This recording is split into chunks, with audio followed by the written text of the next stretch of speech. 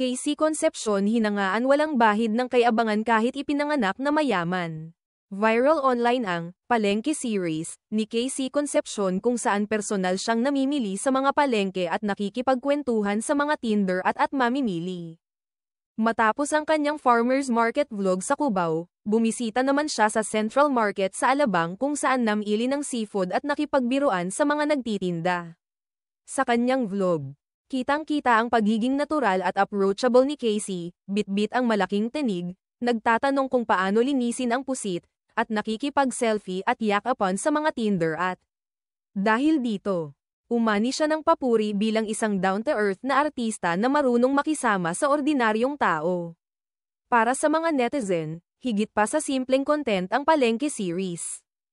Pinapakita raw ni Casey na kahit galing sa marangyang pamilya, nananatili siyang humble at konektado sa komunidad, isang katangiang nagpatibay lalo sa kanyang imahe bilang inspirasyon.